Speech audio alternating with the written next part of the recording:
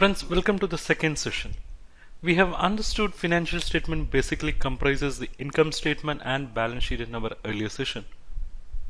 We prepare income statement to know whether the business is making profit or suffering loss. So that is the idea of preparing the income statement, and the balance sheet statement would give us something very important information, that is the financial position of the company or the financial position of the business. When we say financial position, what do we mean? What are the assets the company has, and what are the liabilities it owes to others, and the more important, what is the net worth of the business? I mean, what assets it's own, of which what is the liability for outsiders, and what it eventually owns, which is called net worth. So net worth is the real strength, or it is the only strength of the company, because the other assets would have been funded by outsiders. All this we are going to see in the session. So in this session we are going to basically talk about the financial statements, that's the income statement and the balance sheet. So what is the income statement? See, income statement basically will show what are the incomes earned by the company, what are the expenses incurred or paid, and it would eventually show the profit or the loss. So when a company or business is said to make profit, if its income is greater than expense. Let's try to understand that with an example. Let's say the income is $100 and the expense is $80.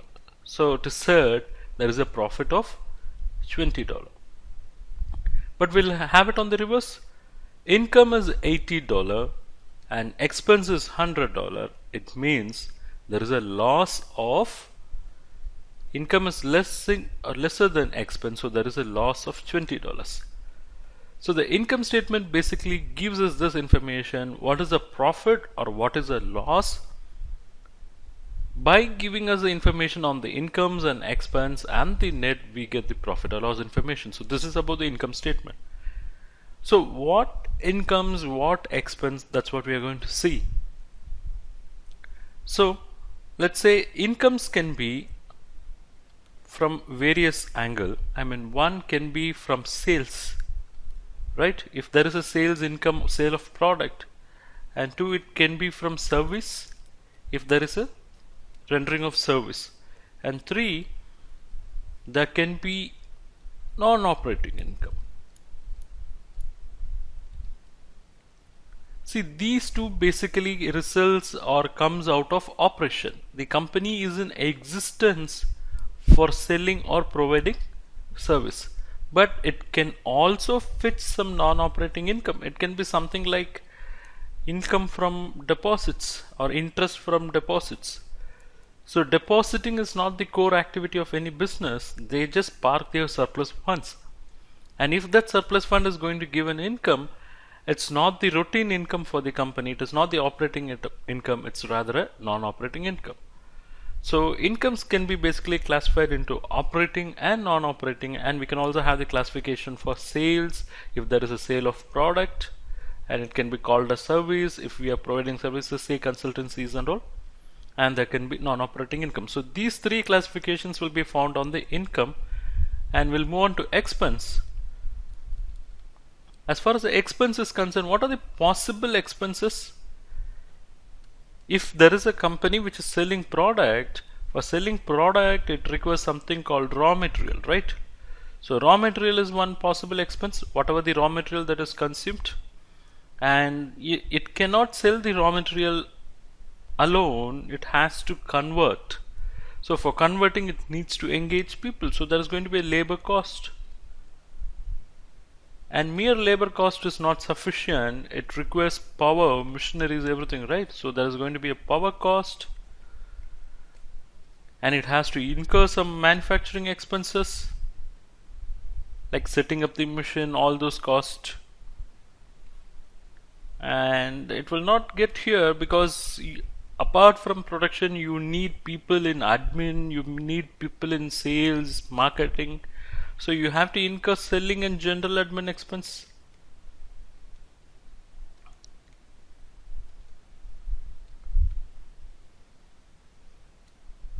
Whether the expenses will get over with this, no, because for running the business we could have taken loans, so there could be some interest cost on that. And see, we are going to use machineries, assets for running the business. So in the usage, those assets are going to lose its value. So when we say expense, we talk about the loss also. So when we use the machine day after day, it loses its value. So there is going to be loss in value of assets. So these are all the possible expenses that can be shown in the income statement. When you say income statement, it means income and expense. It means profit and loss. So only if we talk both the incomes and the expense comprehensively, we'll be able to find out the profit or loss suffered by the organization. So this is the simple statement which will list all the expenses, all the incomes, and it will give us the profit or loss. So let's look at a simple format here. So I'm going to write income statement for the year ended. So income statement, basically it will be prepared for the period, say for 1 month, for 3 months, 12 months. Okay, so it's going to be for the year ended. So in India, its year ending will be on 31st March, and in foreign countries it's going to be 31st December. So the income statement would basically will have the incomes in the top. So let's say the operating income. So we'll have something in operating income, and there's going to be some non-operating income also.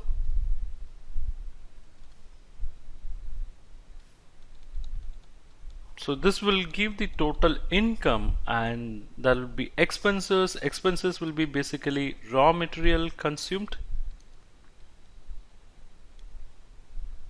then power, labor,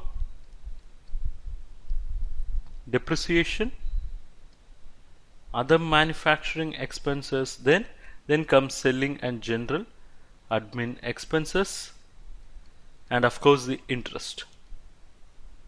So all the expenses would come here, and the final would be either profit or loss, either profit or loss.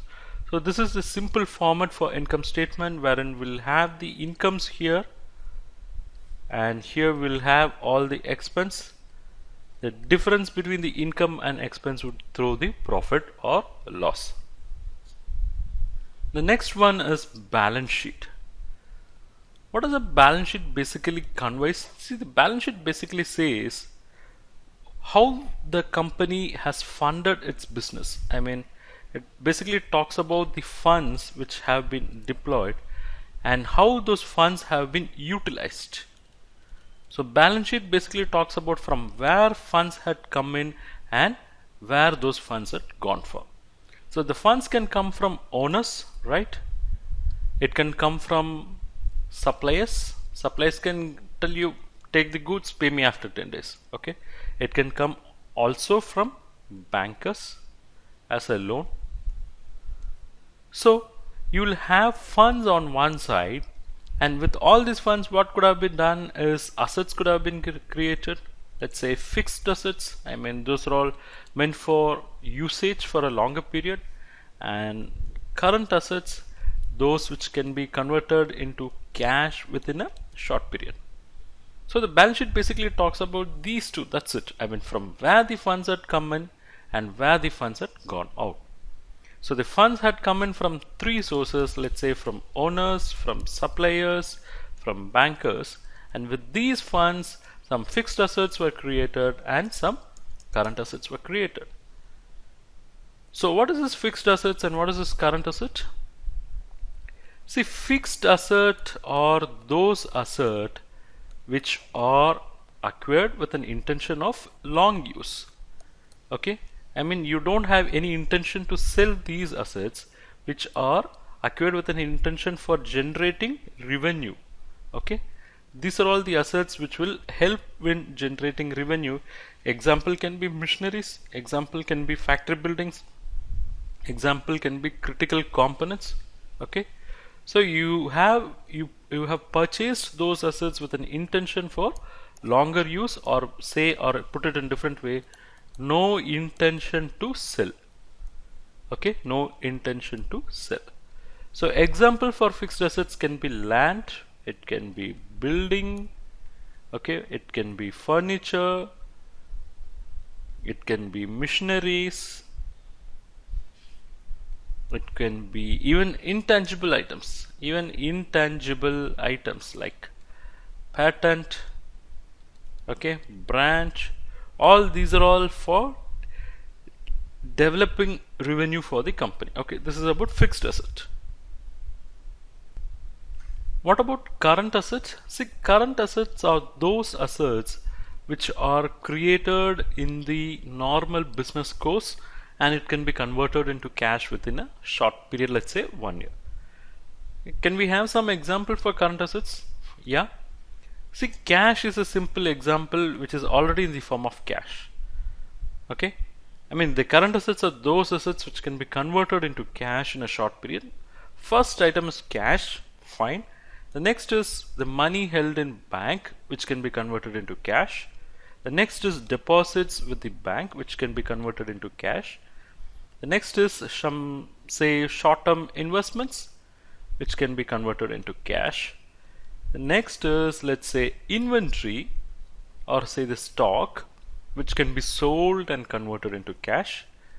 The next, say, the debtors, the money which has to be received from the customers. And once the money is received, it is in the form of cash. And let's say advances to suppliers. See, advance to suppliers, how it can be converted into cash? For those advance, there could be the goods received which can be consumed in the production, converted into finished goods, sold, then it can be converted into cash, right? And there can be some other miscellaneous assets. So basically, the current assets are those assets which are created in the normal course of business and which can be converted into cash within a shorter cycle period. So we were understanding this in the concept of balance sheet, right? So balance sheet basically talks about the funds or the various sources of funds and the various uses, and in which we have seen the fixed assets and current assets or the uses. And the sources is important because we have seen it can come from owner, it can come from supplier, it can come from banker. So what decides the strength of the company is what is the extent of the contribution of owner in funding this business. Here 3 persons have funded for creating 2 groups of assets. In that, what is the share of owner? Is it 10%? Is it 20%? Is it 50%? Or is it 100%? That is more important. Lower the share of the owner, the firm is highly leveraged. It's a new term. What is leveraged? I mean, it is totally depending on outsiders. What will happen when a firm or business heavily relies on outsiders? If suddenly those outsiders start withdrawing their support, this business can collapse. So if the business is dependent on owner, it is safe. But if it is dependent heavily on outsiders like suppliers and bankers, and in one fine day if the supplier says, I'm not going to give you credit, or if the bank says, you pay back all the money which I've lent you, then this business can collapse. So what is important is what is the extent of owner's contribution in running the business. So there should be some trade-off. It's not that owner should fund 100%, but owner has to strike a balance, like what extent he should fund. Is it 20, is it 30, is it 50, or is it 100? Sometimes situation may warrant that owner should fund 100%, and sometimes situation would be ease wherein it would be sufficient if the owner invests only 25%. So all those are we are going to see. Fine. So understanding the share of owner in the business is called understanding the net worth, and that is more important. We'll go detailed in the coming sessions.